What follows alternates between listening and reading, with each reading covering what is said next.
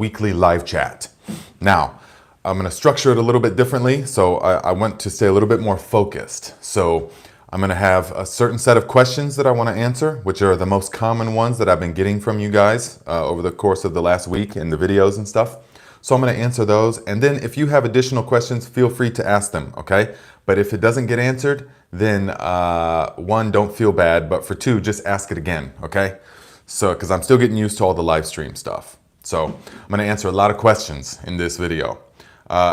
Those questions are going to include, will the microbes freeze in the ferments that we're making? What to do with the buckets over the winter time? How long until I can use some of the ferments? How long does it have to wait?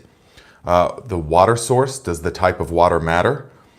And can I make an all-in-one? Can I just combine everything all at once? Okay, so I'm going to answer all those questions plus whatever else you guys come up with. So here we go. First, I'm going to have a sip of my home-brewed kombucha. I love brewing kombucha. Let me know in the comments if you want to see a video on how to brew your own kombucha. This stuff is awesome. T. Baker, hello. Hello, hello. And yes, will the microbes freeze over the winter time? Now, a lot of people are asking me that, and this is understandable because most of the things that you see with JDOM and with KNF and all of this, Korean natural farming, these people are all in the tropics. I mean, they're all using sugarcane stuff, and they're all using, Korean natural farming's got massive amounts of sugar and stuff, which is fine if you live in a sugar-producing country. But even guys like the YouTube channel, David the Good, Survival Gardening with David the Good, he's in like Costa Rica or Florida. He's in the far south. And so these things don't really apply in the same way. So here in the Midwest or in the North or in Canada, wherever, I'm right on about line with Chicago. So just to give you an idea, things will be different because we have to deal with the freeze and thaw cycles, which makes a major difference. David the Good can just grow whatever he wants year round, all the time, everything you can't stop stuff from growing in the tropics. Here it's different. So the reason that we don't have to worry about the microbes freezing is because the microbes that we need, good morning Trish, the microbes that we need are going to be the ones that are perfectly adapted to our exact location. So the ones that are beneficial in our garden are going to be the ones that evolved here to deal with the freezing cycles and the thawing cycle and the heat and the humidity and the certain type of gravitational pressure, everything, all these tiny little things come into play when you talk about microbes being specifically adapted to your area. So you do not have to worry about the microbes freezing over the winter time. They will be perfectly fine. The only thing that happens is the activity will slow down. The decomposition over the wintertime of like the JDOM liquid fertilizer or the fish fertilizer. My mom calling. Sorry, Mom. Hello from Oregon. Hello, Ingrid. And so it's not going to matter if they freeze or not. They will just kind of go dormant, go to sleep, and you'll notice that the activity it really slows down, but that's perfectly fine. As soon as it warms up again, it's going to heat back up, okay? But if you want to, yeah, hi Mom. If you want to, you can keep them in the basement or keep them in like a pole barn. If you have a place that gets less than freezing or just stays above freezing, that would be best because then it would happen all the time. Was just making sure you didn't forget me on your live stream. That was my mom again. I don't think she knows I do it on my phone, Mom. So don't call me while I'm doing it. So yes, the freezing is not going to matter. They're just going to thaw out in the springtime and everything will be just fine, okay? Now leads me to the next question. What do I do with the buckets or containers over the wintertime? Now that is, okay, so you know that it doesn't matter if they freeze. That's perfectly fine. These are ones adapted to our area. They're very robust. They just go to sleep. But now your buckets or your containers, that's another topic in itself. You have to make sure that it's not going to freeze or that it's not going to burst easily. So for example, so I have the 55-gallon drums with the tight-fitting lids. Now, I will use that over the season, refill it with rainwater, use it, refill it. But then once it gets to be about September time, you know, about a month away from the freeze date and stuff, or a few weeks away from the freeze date, I'm gonna not refill it with water. My 55-gallon drum full of all the stuff, I'm gonna not refill it with water so that come time when it's hard frozen, it's mostly just the actual organic matter in a little bit of water. So the barrel's only gonna be, over the wintertime, my barrels are only a third full. And that keeps them from bursting. If I had it packed full, if I filled it up and had a full barrel, it would burst. It would break the barrel, and that would be a big problem. Now, if you have a 5-gallon bucket, I suggest doing the same. Whatever your ferment is in, just as it gets close to the freezing time, allow it to come down. Allow the level of the water to come down, okay? Because you don't want the full bucket. But I'll make a video showing you guys all this kind of stuff along the way about how to prepare your stuff for the winter time, how to winterize the garden, okay? So that's not gonna be an issue.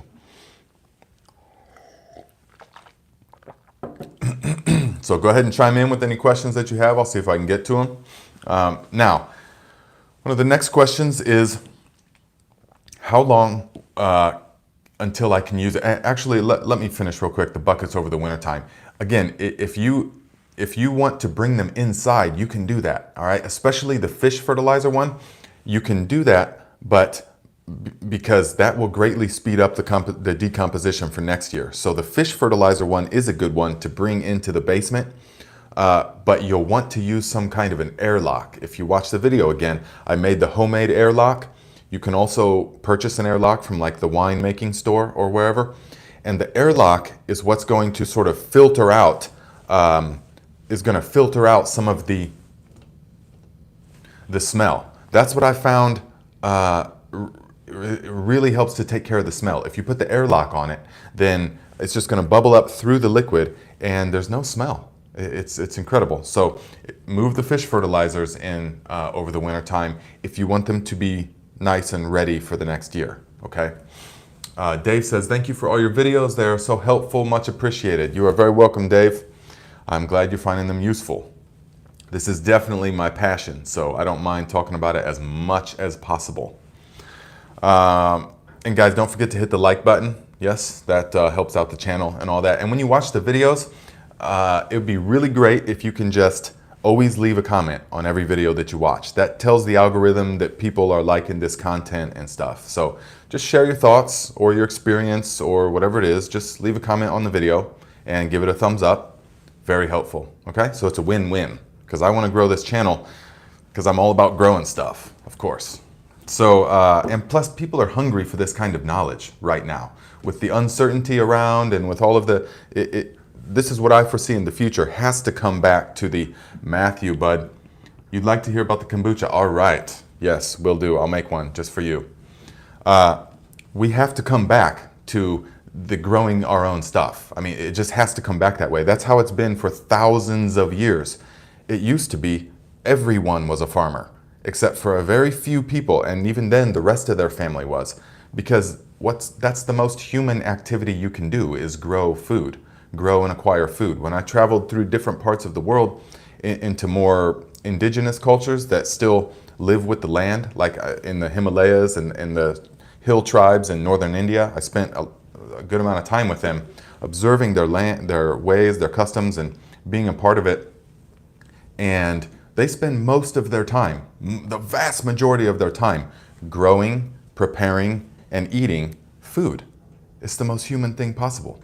And so let us come back to this, okay? Good morning, friend. Yes, good morning, Sweeping Page. So I use mostly seaweed. Will I have too much salt? Right. So you don't want to use pure seaweed, okay? I think I replied to one of your comments. You want to use a portion of seaweed, add some seaweed, but there's a lot of minerals, a lot of sea minerals in the seaweed. And so no, if we make one with just seaweed, that's gonna be too concentrated of salt, okay? Unless we really dilute it. But when I first learned all this stuff, you know, years ago, I was living in California, in Northern California, right on the ocean, basically. And so we were using seaweed and sea fish and stuff like that, but now I'm in landlocked Indiana, so I've kind of forgotten, or I'm not in the practice of using the seaweed at the moment, or the seawater. We used to just use seawater as well, at a certain dilution. But yeah, go ahead and add that to your JLF, the liquid fertilizer with all the stuff in it. Go ahead and add that to that, okay? And that's going to help. Now, I want to see, is it necessary to aerate the buckets, or will it be enough to just pour from the bucket a few times every couple of days? Actually, Charles, there is absolutely no need to aerate anything at all. I know this is contrary to current popular opinion and belief, but nature never aerates anything more than what is on the surface. So there is no need to aerate. Contrary to what is popular right now, the way of nature and the way of our ancestors is anaerobic fermentations. There's some aerobic activity happening, but there's no need to aerate the stuff, okay? You can, it doesn't hurt it. It doesn't, you don't want to, don't add an air stone to any of the ferments that you've seen me, that are on my channel. So I will be making videos about actively aerated compost teas, but you make those in a different way. And those are kind of for a different thing. Definitely for a different thing, all right? So can I use instant potatoes for JMS? No, you can't. Heavy man crushing coming. Matthew, man, is my bud, Matthew.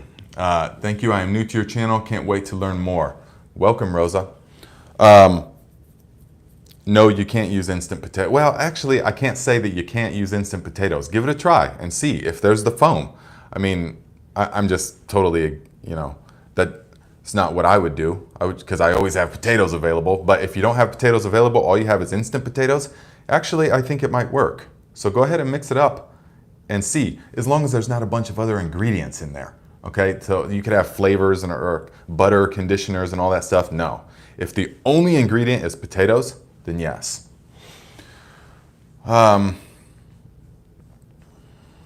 So, okay, homemade kombucha. Oh man. In the kombucha, I'm growing right outside. I'm growing chamomile, lemon verbena. Thank you, Matthew. Bless your soul, brother. Bless you too. Appreciate that. So I'm growing lemon verbena and lemon balm and chamomile. And then I boil that all together and use that as a base for the kombucha. It is so delicious and so boosting to the immune system. Imagine kombucha in itself is boosting, but now you add chamomile, lemon balm, lemon verbena, a little bit of apple mint, a little bit of peppermint.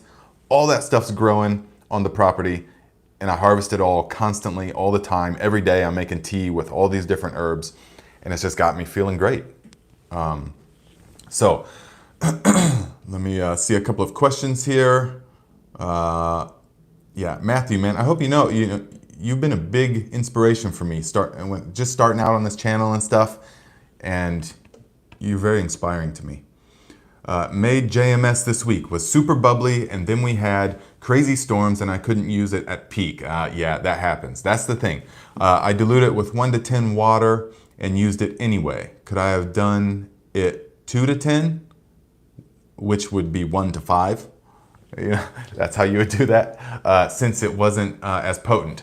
Actually, you can use it, but dilute it more like 20 to 1, okay? The JMS is the main thing that we want to make sure we dilute plenty, okay? No more concentrated than 1 to 20 if there's plants in the ground. If it's just wide open soil, you can add it straight, okay? And I do many, as you'll see come the fall time, and very early spring, I do a number of pure JMS saturations of the soil. But that's only when there's no plants in the ground. When there's plants in the ground, you have to dilute it 1 to 20, even if it's gone past its peak and all of that. And that has to do with the salinity, okay? Because sea salt is wonderful. It has 82 different minerals, all of which are required for plant growth. So it's a great mineral supplement. But the good and the bad are actually one. And so too much of a good thing can be a bad thing, all right?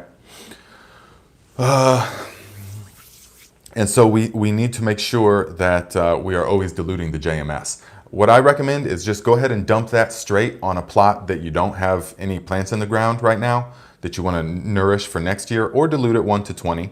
But definitely make a fresh batch, all right? Because it's so easy to make. You just want to be making fresh batches, all right? Because the JMS is really the foundation. If you guys, one of the comments this week was, I got real heavy clay soil. Should I be adding the lactic acid bacteria? Now, yes, the labs, that's good to add. That's definitely good to add. But it's very different than JMS, because labs is a certain type of bacteria, lactobacilli, which are fantastic, and they're good for all sorts of things. Fermenting food, preservation and stuff, because they create a really high acid environment that keeps the food from spoiling, keeps anything else from growing. But this is different. The JMS is the mega diversity of different microorganisms that are indigenous to our area.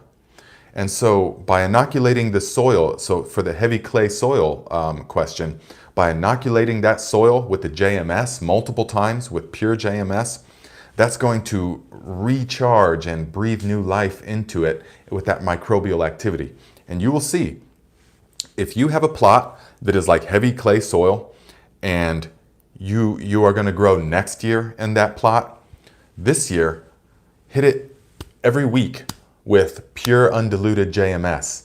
And without doing anything else to it, you will see by the following year, the soil has become much more fluffy. You will see the aggregates, the crumbliness, and I'll show you guys this in a video sometime, but a way to test when the clay is becoming better soil is you go down into it, take a shovel full, and you take it apart, and it should crumble into small, they're called aggregates, because the bacteria, the microorganisms, their activity creates something called glomalin, which is a glue. Think glomalin glue.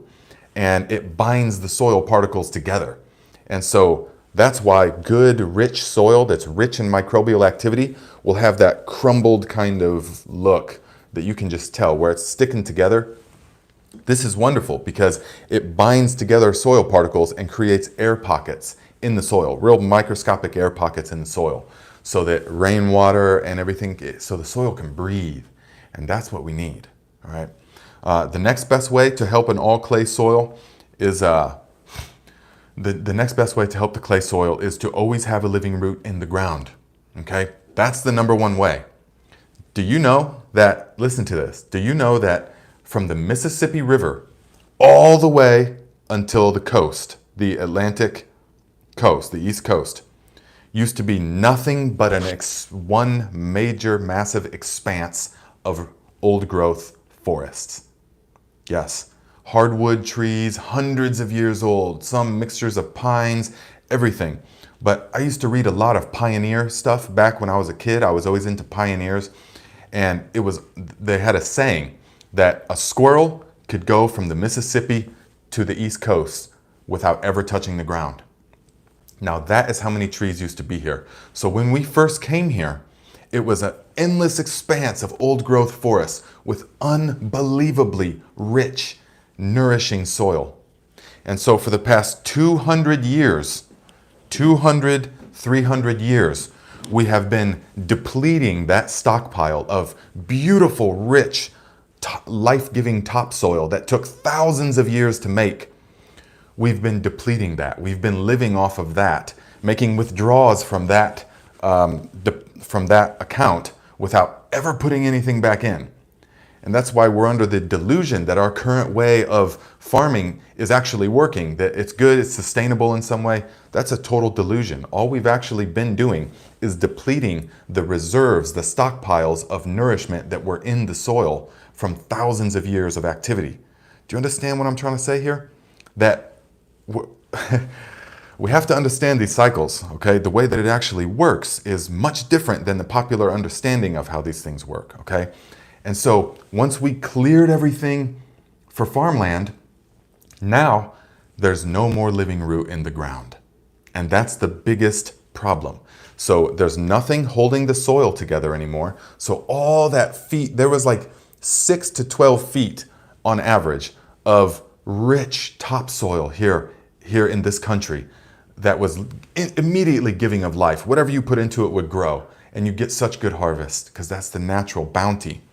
But as we deplete that and we cleared the forests away, now the topsoil all washes away. If you live in the Midwest somewhere of America and you look at the rivers and you see that they look like mud, coffee brown, and disgusting cesspools, that is not natural, my friends. And you'll hear a lot of people will say, oh, well, they pass through clay beds. This is natural. No, it's not. Okay, no, it's not natural. This is what you see in these murky rivers that you can't see to the bottom is the topsoil washing away. All of it, inches and feet of the life-giving topsoil just washing right away because there's no more living roots year-round in the ground. And therefore, there's no more microbial activity, or not nearly as much microbial activity. And all of these factors are depleting the soil desperately. Okay, you got me off on the soil tangent. So, what we have to do, okay. Oh man, homemade kombucha. You can taste the chamomile. It tastes like you're drinking mountain flowers and sunshine. That's what this tastes like. And fresh rain. Becky Knight says, thank you for teaching the truth. Oh, absolutely, my friends. This is just, once you see it, you see it. You can't unsee it. And then you drive through all these farm fields, man. When you drive where I'm at, you're driving through these places. Quick knee, $5. Your garden is lovely. Thank you very much, my friend. This is very inspiring. Helps me to inspire others. So, when you drive through this farmland, my friends, and you just see from horizon to horizon is corn and soybeans, as far as you can see, with little tiny patches of woods, because it's mandated by law that you have to, it's mandated by law that when properties converge, you have to have a certain amount of just wild space as like a haven for the insects. But that little tiny stupid patch of woods amidst an ocean of GMO corn and soybeans isn't gonna do much, okay? So it's just other people, when they drive through the country and they don't know about the cycle of things, they're driving through the country just, oh, look, this is so wonderful. Everything's growing. This is the Midwest where everything grows. It's so, luscious and everything is so fertile. Not. Once you understand the process, you look and you see this is ecologically a desert. This is an ecological wasteland. In microbial diversity, in soil life, but also in insect diversity. It used to be when I was a kid, you would drive through the country and you would get home and there would just be insects plastered all over the front of your car. I mean, covering the windshield, the bumper, all different kinds of insects. And then when I was 16 and stuff, and I started riding motorcycles on the street, then they'd be all over your windshield and you get them all over your face and stuff. But this past 5 years, I'd say, is you don't get any of that. I don't have any insects on the front of the car anymore. I can't even remember the last time I hit an insect on my motorcycle. My windshield on the motorcycle has just a couple little insects on it. What is going on? And people are like, well, I don't know what's happening. I can tell, I just told you what's happening. We're creating ecological deserts, my friends, by our practices. This has to change. One way or the other, it's going to change. Either we're all going to wise up to these facts and begin decentralizing the food supply. Hello from France. Hello from Midwest USA, Paul. We're going to all wise up and begin decentralizing the food production just how it used to be for thousands of years and still is in many countries that I've been to. Each family is growing whatever they can. There's no yards. The yard is the most absurd piece of insanity, American insanity. I hope you know that we spend so much time and energy manicuring and dumping chemicals on these lawns, and they don't produce any food, okay? They don't produce any food. And so when you go to other countries and you see the way that they're living, it just felt good in my heart. It was like, man, I knew that this is the way to live. Each family, I used to live in a little village in Greece called Palaros, which is next to the island of Lefkada. It's right directly on the Ionian Sea. And I was teaching scuba diving to the tourists at that time. And in that village, every house, it's so cool. Every house is made of stone, and every house is passed down generation to generation. The families all live together. It's just, this is the natural way of things. And anyways, all these stone houses, the roads are made of stone, everything, and every single house has a garden. There's no yard, nobody's mowing anything, no, this insanity. Every inch of their space is growing food of some kind. And one neighbor will grow all eggplants, one neighbor will grow all cucumbers, and they'll trade. And they'll both have a couple sheeps, this one will have a couple chickens, and they'll trade. This is how we thrive, my friends, okay? This is how we thrive. Is we get back to this, okay? Which is very easy to do. We just have to do it. We just have to stop with the current system. And beauty, that's exactly what it is. And we just have to stop with the current system. It's not like some big thing has to happen or the collapse has to happen. No, we just need to stop the detrimental ways and begin immediately the beneficial ways. Begin growing food in any space you have available. Don't think that it's insignificant if I can only have a few pots on my porch. That's not the mentality. That's not the way to look at it. The way to look at it is, I am a human being, and I am going to use the beautiful gifts of this earth that sustains us, and I'm going to help it by growing something that will then sustain me in some way. But it's the act of growing something energetically. It's beyond just food. This is energetically speaking. It's so much deeper than that, my friends. So you just keep Matthew, buddy. You're killing it, man. Thanks a lot. Thanks for being you. Thanks for being you as well. Appreciate you, man. Big time. So Zion says, random question, but do you try to cultivate any native plants in your region? Specifically, have you found and cultivated any wild plants you have found in your yard or area? Now, I've been all over the United States, okay? So there's different places that are still have levels of wildness to them, where there are still wild plants and things. It's very different, okay? Here in the Midwest, there's virtually nothing. Everything has been wiped out at some point or another and has been restarted, okay? So yes, there are native plants, definitely, but it's almost difficult to distinguish anymore what is native. Did the settlers bring them here in the 1600s? I mean, okay, 300 or 400 years these plants have been here, but that's a blink of an eye in a geological timescale. So that's one that is blurred. The lines are a little bit blurred, but specifically, no. Things like echinacea. I plant echinacea. You know, there's milkweed all over the place. And the fruit trees, definitely. There's lots of apple trees around here and stuff, but even those are not native, really. So we've changed the landscape, my friends. As human beings, we have dramatically changed the environment, the landscape, and all of this. But it's learning to work with what we have in the way that is beneficial to all of it. So as you can see here, I'll just show you real quick. If you can look back here into the garden, it is just like bursting with life. I mean, it is absolutely, the corn is like 8 feet tall. The pole beam privacy fence is starting to get filled in. I've got the potato bags all up along the wall. They're bursting. I mean, they're literally potatoes bulging out of the side of these bags. You can see them and I feel them and everything.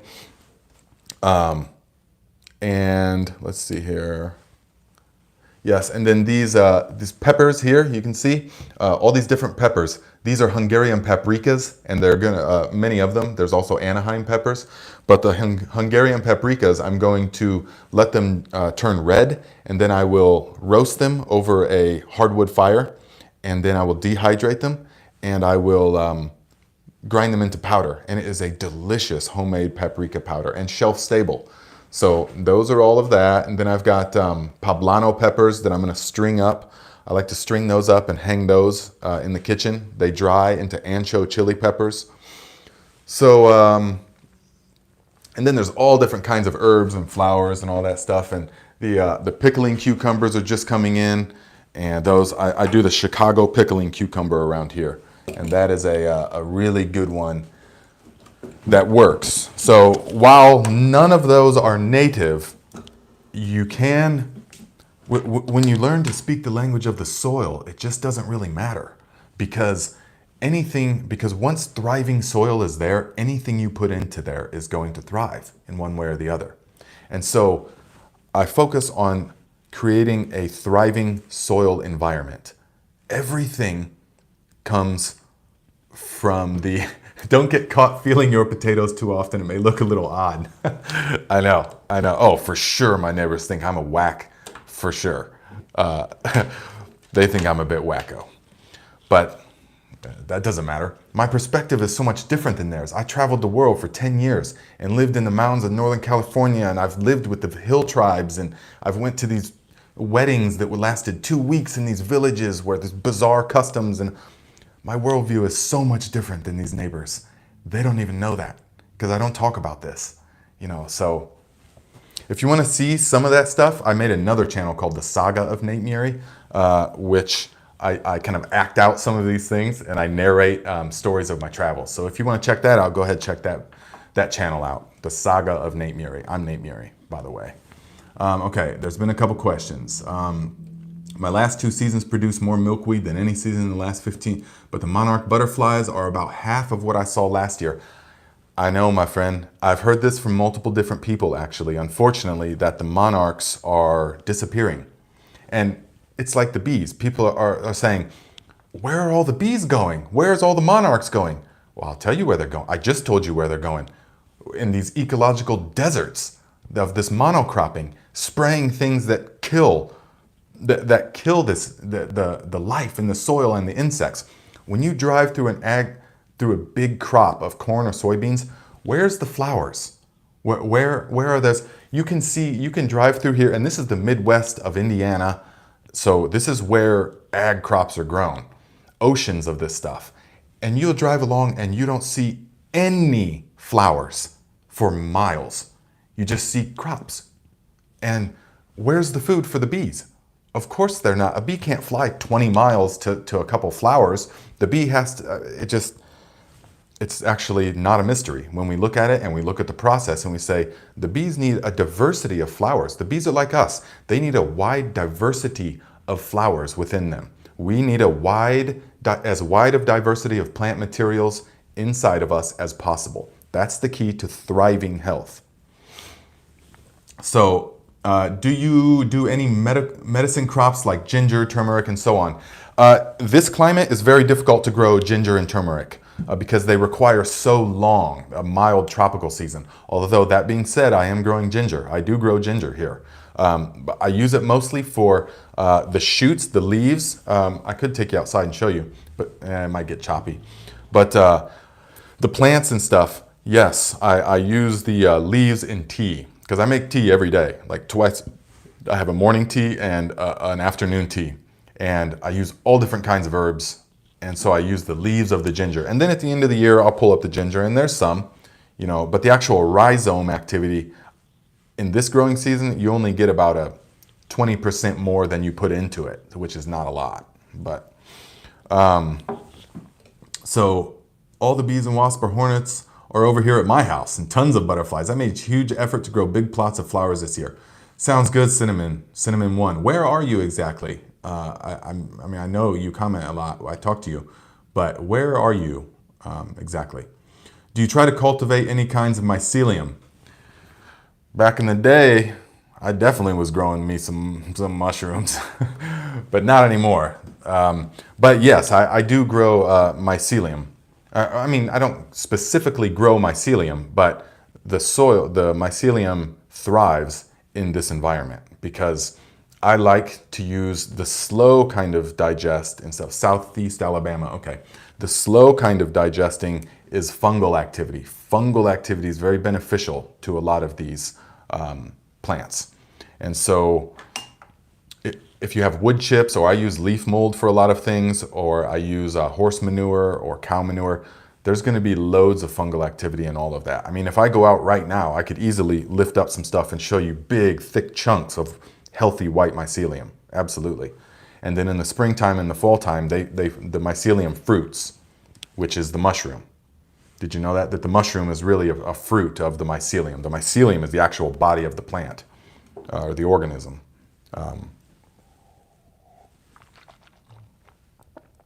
Man, I just want to savor every sip of this. It's just like the wildflowers of the mountains. It's beautiful. Greg says, you really helped me, bro. I'm in zone 8, 9, 10 agricultural area, what can I grow will thrive like turmeric, ginger, and everything else you just said? Because I live in Louisiana, and it's a lot. It's very, oh man, dude, Greg, you could be growing turmeric and ginger. Definitely do it. Under no circumstance should you not be growing ginger and turmeric. Those are superfoods. And definitely the ginger, you can use the leaves as they're growing. So yes, grow you some ginger and turmeric. Hello from Mexico. Tammy, hello Tammy. Yes, you're relatively new to the channel, I remember, but hello. Okay, let me see if there was any questions that I would like to answer. Bumblebees love squash flowers. I plant a couple vines for them each season. Absolutely, bumblebees love them. Bumblebees also love the coxcomb. Man, they're all over those things. The celosia. IMO from K&F. Yes, Paul, I'm gonna be doing that probably in the springtime. I'll do a series on the IMO 1, 2, 3, and all of that. But for now, it's beyond the time that is good to do that here. So I will be doing that in the springtime. But man, if you're adding the JMS and using leaf mold and compost and stuff like that, there really is, IMO is not really necessary. You're not gaining anything. JMS is the ultimate of the microbial solutions. I mean, you can inoculate your stuff with JMS and you will see it in the right atmosphere. I used to use JMS in a greenhouse setting when I grew in California. After we would put the JMS on, you can see the mycelium growing on the bed. It was just fantastic. So, hello from Vermont. Hello, Reed. Oh, you're in Vermont, hey? Okay. 20 years ago, as I entered the woods, I thought the leaves were dropping and then looked to see rising of what I thought was leaves turned out to be hundreds of monarchs. Oh man, yeah. All the monarchs, I have seen that before, yeah. But that being said, I have not seen that in years, well over a decade. So guys, we have to be aware of what we're doing to the environment. But not in a way that, it gets to me when people are talking about, we got to save the environment or we got to do something, protect the environment, as if the environment is in some way separate. And I understand what they're saying when they say that, but what I'm trying to illustrate to people is that we are not separate from the environment in any way. There is nothing that affects the environment that doesn't ultimately affect us. We are of the environment. We are sustained by the environment. I know I'm not the only one that sees this, that the health of the environment is directly relational to our health. Whether it's right now or whether it's our children or our grandchildren's children, it doesn't really make any difference. Us and the earth are one. We are the same organism. And, but yes, I'm grateful to have discovered you recently. Yes, thank you. Can I use mold from wood chips as well as leaf mold? Yes, Reed, you can use the mold from leaf chips, from wood chips. But see, what we're really trying to do here with the whole leaf mold thing is we're trying to cultivate the widest variety of indigenous microorganisms that have been thriving for the longest amount of time in our area. So ideally what you want to do is go to the forest and get the leaf mold from there, because we don't use a bunch of leaf mold, really. I mean, if you had a 5-gallon bucket for a moderate size garden like this, a 5-gallon bucket of leaf mold will last you all season, because you only use a handful or two for all of these, okay? you only use a handful of, or so of this leaf mold. So by going to the forest, we are getting the old school, the ones that are well adapted to our area for a long time. They're the superchargers of breaking down organic matter and turning it into plant available nutrients. That's what we want. If we just create a pile of something, it's going to appear to the eye like it's the same mycelium, and it's just the same, but it's not really the same.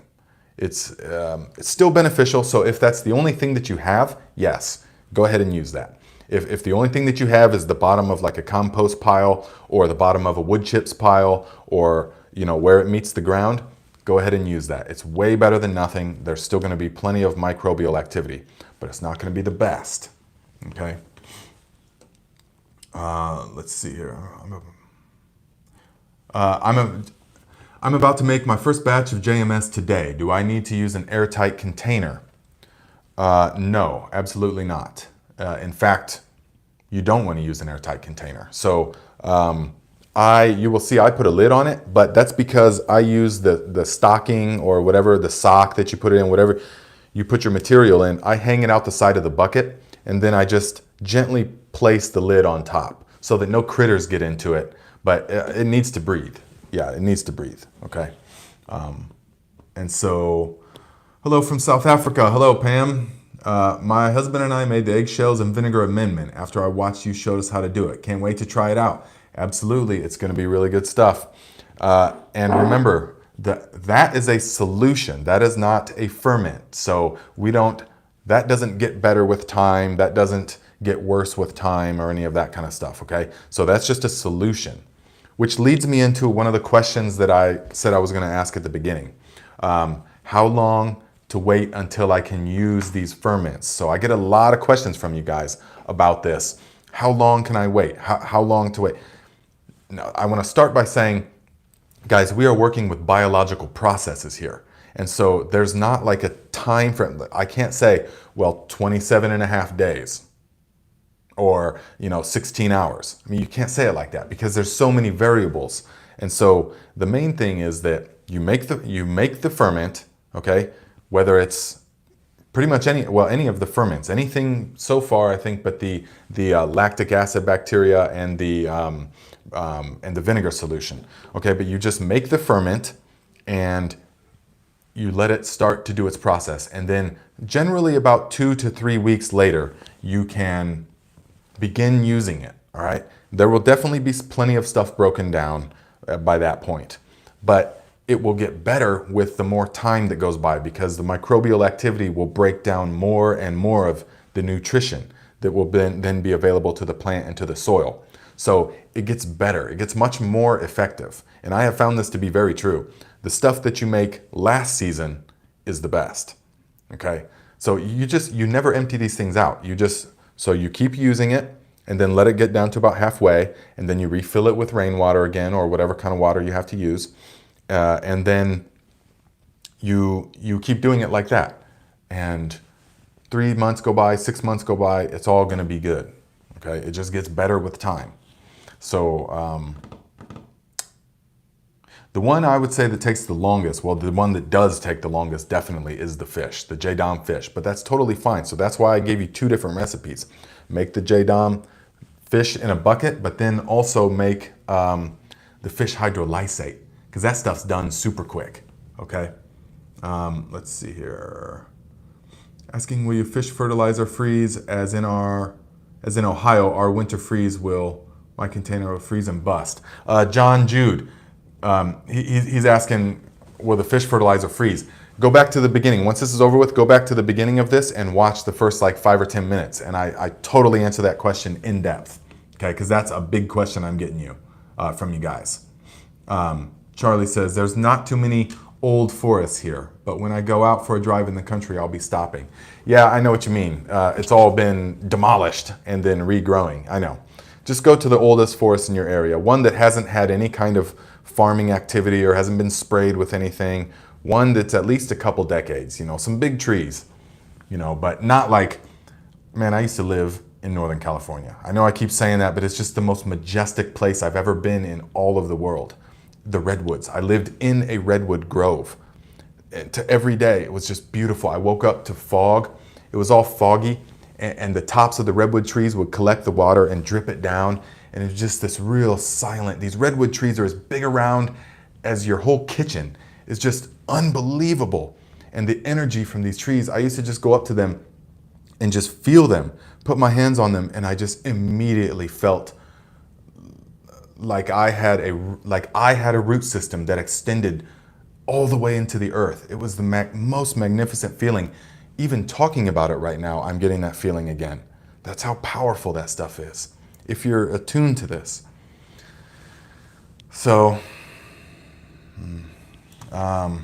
yeah, so it's not ancient like that, obviously. There's not 2,000-year-old trees everywhere. But Cinnamon said, I have a bucket that's over a year. It stinks so bad, I'm scared of it. Chicken manure, leaf mold, plants, and water. It still stinks? It's been a year? No, don't be afraid of it. No, the smell is not a bad sign. We've been conditioned to believe that this is that it's necessary, or you know, that a bad smell is a bad thing, but that is not true. Okay, and because I want to show you guys here that. So look, you see here. I also. It's not like I just found one way of doing things and I just always have stuck with that way. I've experimented for so long. And look, teaming with nutrients and teaming with microbes. If you guys know these books, then you know. These are like industry standard, all about the nutrients. I mean, the biological, this is like scientists wrote this, more or less. And they are all about aerating things, actively aerating things. You know, so it's a whole sort of, the biological processes are the same, but his philosophy is very different, you know. And then you read J. Dom books, and then you read the original K&F Master Chow's book, and then you experiment for so long doing all different kinds of ways, and you see what works. Okay, someday I'll tell you guys the full disclosure about how I really came into all this growing and found my passions and all that, and had all these different experiments. I mean, I used to do some high stakes gardening. We'll just keep it that way. Neem oil. Neem oil. I don't really get into using neem oil. I just don't need to. Because, man, when you're making, I mean, maybe you've watched a couple of the videos I've made on the natural pesticides. You use those sometimes, but you interplant. Watch that video I made about 7 pest repellent crops. You interplant, okay? If you look out there right now, there's marigolds and calendulas all over the place. Nasturtiums, onions. I just harvested a bunch of onions and stuff. All that stuff is mega repellent, okay? So you're the man. J-Dom crew need to hire you to teach. Oh, absolutely, man. I would love to do that. Let me just show you guys real quick, okay? I want to show you the onion harvest that we just did. So check it out. As you have, of course, seen the garlic already, yes. This was of a 212 cloves out of a area that is 5 by 10, and I even had like 6 cloves of this elephant garlic, which is just massive. You see, but this is a good way to let it dry for like a month, really a long time. It doesn't really matter. But here is the onion harvest, and this is only about 60% of it.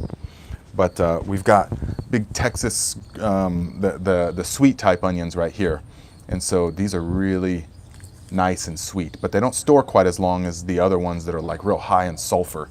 And so that's what these are. These are the New York Earlies is what they're called. I got them from Fruition Seeds, started them from seed. And these store for a long time because they're very high in sulfur content. So they're really pungent. You cut into one of these things and you immediately start watering in the eyes. And then these are the like salad onions, you know, the red onions. So yeah, look here. This is how I make shade during the summertime.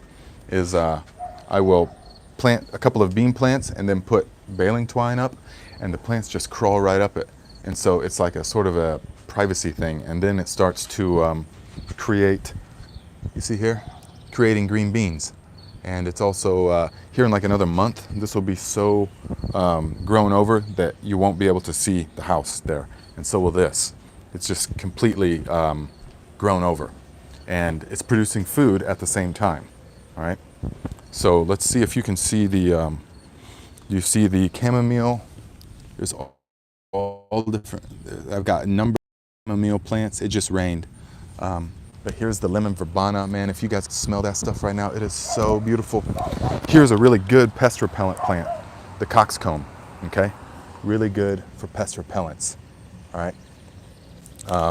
Also, one of the best pollinator plants when it's not raining, which it kind of is right now. This plant is like teeming with pollinators, thousands of them flying around. Oh, even right now, let's see if you can see it. Can you see? There's all kinds, just hundreds of different insects and all that kind of stuff all around. So, yeah, this is just one of the, high stakes gardening. Yeah, I know. Mega high stakes. So this is just one of the garden plots. You know, I've got the Three Sisters garden over at the temple. I've got another bean garden in another place and all kinds of things. One at my parents' house, you know, helping them out doing their garden and stuff. So all kinds of stuff happening. You know, when it's your passion, you just do it, and you don't think about it, because this is what I want to do anyways. Charlie says, literally making your eggshell recipe right now. Awesome. That is going to be really good stuff. Guys, calcium's super important, okay? Super important. Now, the good thing about the calcium supplement is this is one of the things we can use for the indoor plants as well. Now, most of these, that's another question I get from a lot of you guys. Can I use these ferments on the indoors? Now, yes, you can. It is possible. But let me tell you from experience that indoor plants they work on a different process because they're removed from the full functioning soil food web. And so if you use the ferments indoors, you will probably end up with a very strong odor coming from all of this stuff. I wanted to say stench, but you know, odor, stench, but you will end up with it smelling. And it might end up just kind of turning into mildew and stuff like that. So if you're using the fish fertilizer or the JDOM fertilizer for your indoor plants, you're going to probably be very unhappy with that. So you want to use things like the lactic acid bacteria serum and the water-soluble calcium. I'm also going to show you how to make a calcium magnesium supplement for indoor plants, okay? Because I don't use Epsom salts in the outdoor, never. But on the indoor, everything is different, okay? So yes, you can use them, but I mean, look, I know what I'm talking about. You see these plants are just going totally, absolutely crazy. And you see the plants growing from there. It grew all the way over there and it hit all the way to the window. Do you see how far that one went? That huge leaves right there, that's the one way over here in the corner.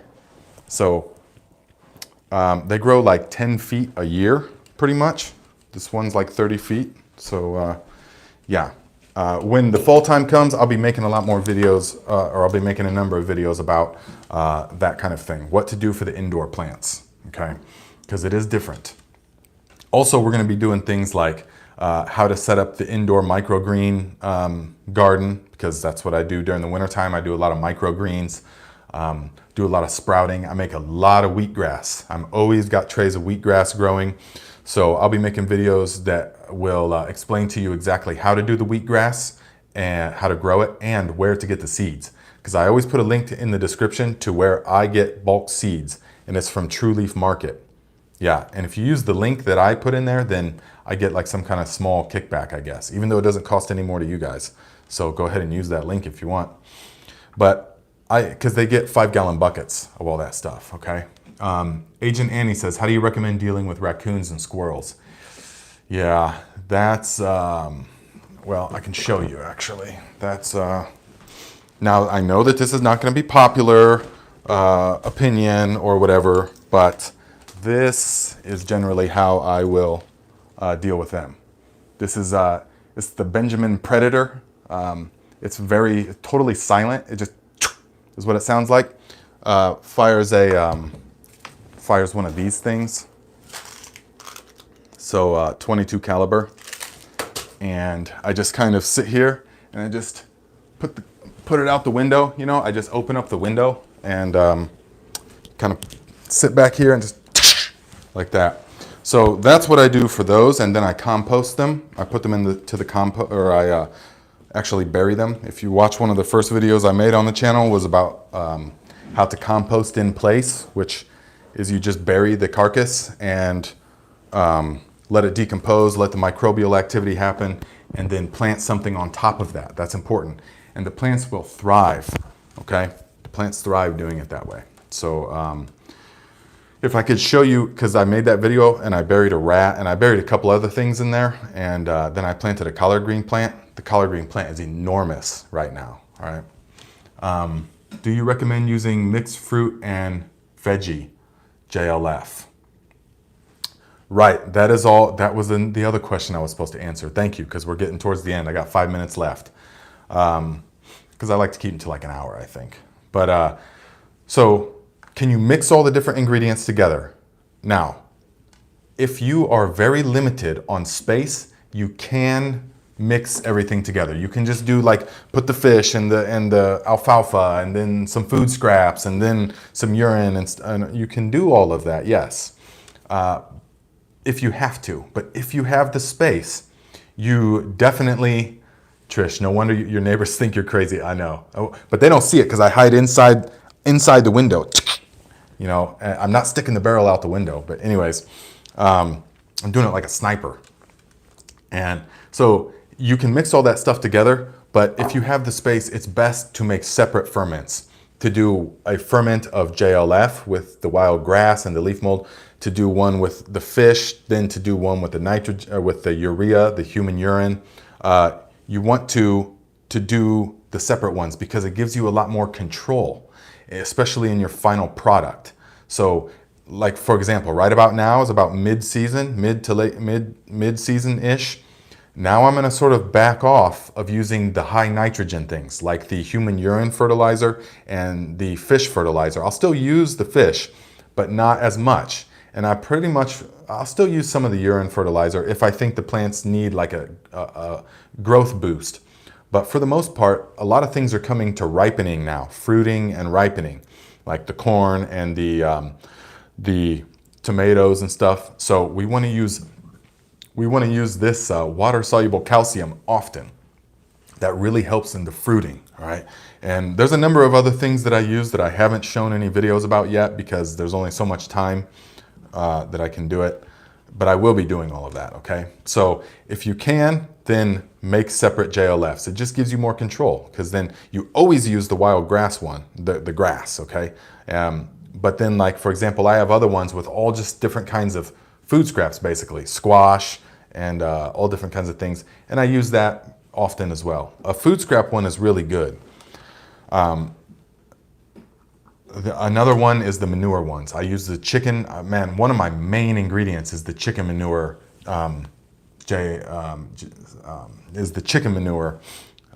fertilizer. And that's really potent, man. I mean, I fill that barrel. I have a friend that has me come over once a year and clean out their chicken coop. And so it's like this much of just, makes my eyes water and burn. It's so much ammonia. I put it in that barrel and then spread the rest around in the garden. It's like the whole bed of a truck full. But then I put it in that barrel and ferment it with the leaf mold in the water, and that stuff is insane. I mean, it's like nitroglycerin for the soil. Denise says, did you know the heavens opened the clouds and presented a guardian angel to our universe 36 years ago tomorrow? That's my mother, by the way. Yes. Did you know? So my mother says, guys, did you know the heavens opened the clouds and presented a guardian angel to our universe 36 years ago tomorrow? That's funny, Mom, because I'm actually going to be 37 tomorrow, by the way. Were you there? Because I was. So my mom's a great sport and very supportive of this channel and all of this. She thinks it's really cool as well. And they got a garden now. They were never gardening people, but now they were like, hey, we want a garden. You know, it's time to start growing your own food. I mean, it's time to at least begin to offset like I was talking about. Thank you. Happy birthday. Like I was talking about, you at least offset, grow what you can. Even if it's some cucumbers, some tomatoes, some herbs, you're gonna learn what it's like to grow. You're gonna learn what it means to grow and to garden. And first thing you'll learn is how much it actually takes to feed yourself, which is way more than most people think. Most people think they can just have a little garden and that they'll just be growing all their own food. Not like that, my friends. I mean, if you come out and see my garden, it's very intense.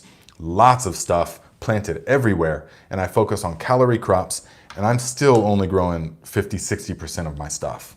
You know, once I get some land, which is the ultimate, which is what I'm moving towards, once I get some land, man, I'm gonna go right back to how I was in the mountains as far as having a couple of sheep, a cow, chickens, stuff like that. And I'll be doing all my own food. Once the land comes, I'll be doing all my own food. And I'll hopefully take you guys along for that whole process. Wouldn't that be cool? You get to see me from being in this original place until where the homestead comes. Cinnamon One says, write a book, people will buy it. I need all this in writing. You know, absolutely. I definitely, I mean, I am writing a book now, but it's actually been about my experience over the 10 years of traveling, but I need to write a gardening book as well. But see, a lot of these recipes that I'm using are like JDOM or KNF. I didn't actually originate them, but so I don't know. I definitely am going to write a book though. I mean, many books. This winter, I'm going to be finishing the first book. I have to stay focused on this one because I'm already done with the first draft. I winter in the Arizona desert. What can I grow there? I have been composting. Happy birthday. Thank you, Reed. So in the Arizona desert, things you can grow there during the winter time. Is it high desert or is it the low desert? So does it get below freezing or not? Because you could grow things like the brassicas, what we would grow in the spring and fall. So any of cabbages, collard greens, Brussels sprouts, those kind of peas, if it, you know, is cool temperatures, yes. But if it remains hot, then grow the beans. You want to be growing beans and winter squash during the winter time there. Happy birthday. Thank you very much, Trish. Happy birthday. Is it too late to plant soft garlic for next year's harvest? So where are you at? Our Legado says, can I plant the garlic for next year's? You want to wait to plant garlic. So if you're in zone 4, 5, 6, or 7, this would all apply. So you will plant it in the fall time. I'll show you guys exactly how to prepare the bed and when to plant it. But if you have a place where you're going to be growing garlic, go ahead and right now plant a run of bush beans or peas as well. Bush peas, dwarf bush peas. You're in Minnesota. Okay, so yeah, you're right on line with me then. I mean, you're further north, but the timing will work out. So if you're in Minnesota, just follow the channel and I will give you plenty of advice on when to start that. We got a long time before we're gonna plant garlic, okay? That's closer to Thanksgiving. I know it seems crazy, but that's how it is. But what you wanna do right now is in the plot that you're gonna plant garlic, plant a run of bush green, either bush green beans, but preferably bush peas actually, because it's already August, so basically. So plant bush peas, dwarf variety of bush peas, like the early progress number 9, and you'll get to eat and harvest all of those. And then once those are done, it'll be about after frost, you know, it'll be fall time. You'll cut those down at the ground, leaving the roots of the peas in the ground. And then around Thanksgiving time, you're gonna plant the garlic right into those pea roots. And that is going to supercharge it. That's the trick, that's the secret, is you want to plant your garlic after peas or beans. You understand? Okay, let me see if there's any more. Happy birthday, Nate. Another year of making compost instead of being compost. That's a very, I might adopt that saying. Another year of making compost instead of being compost. So true. We are compost. We are the earth rearranged into a temporary form and goes right back to the earth. Absolutely. Is mycorrhizal fungi from old cedar forests okay to use? Absolutely, you can use it, yes. It's good stuff, if that's what's in your area. Don't go to someplace else and take it. And then t-shirt slogan. Yes, Brian says t-shirt slogan. Make another year of making compost instead of being compost. I could work with that. We could work with that, okay? Okay, my friends, I want to try and keep it to an hour and stuff. This is always such a great time. I'm just going to keep doing it every Saturday at noon. So bring your questions or whatever. Also, you know, like I said, I do ask if you guys, if you want to help the channel, each video that you watch, give it a thumbs up and leave a comment of whatever kind. Just share your thoughts and whatever. By the way, is this Q&A got a theme? Because I'm here to literally just put whatever questions. Yeah, absolutely. No, it doesn't really have a theme. So in the Q&As, you know, I'll try and answer these things just until people join up. But no, then I will just, this is just freestyling. I mean, there's no editing or any of that kind of stuff, obviously. So Pam says, happy birthday. Thank you very much, guys. 37. I know, which is like close to 50, which is like close to 65, and I'm almost elderly. No, man, I feel better and better. Every moment I feel better than the previous moment even, in many ways. So, okay, my friend, I guess a little late, was wondering if you ever use rabbit poo. If so, share a few tips. Yes, I use rabbit manure. We used to have rabbits in the mountain and stuff. Definitely. They're one of the things that you can use straight. You don't have to, you can put the rabbit pellets, the rabbit manure directly into the garden, and the garden loves it. You can also make a tea with it, okay, which you can use very quickly. So fill the bucket half full of the rabbit manure, fill it full of water, and then let it sit for just a few days, and then strain it off, and you can use it straight or dilute it with the plants. They love rabbit manure. Super beneficial, and you can't harm the plants with it. It's really mild, I found. It's not like chicken manure where you can burn the plants. Rabbit manure is very mild yet very nourishing for the plants. So go ahead and use it all, okay? Thank you, my friends. It's been good hanging out. Thank you to everyone who has donated. Man, my friends donated $35 over the course of this. Thank you guys very much, man. That is very inspirational because all of this takes time and stuff. So it's just, this is a great exchange. Thank you, my friends. I will see you next time. Let me see, how do I end this thing? Okay, all right, goodbye, guys.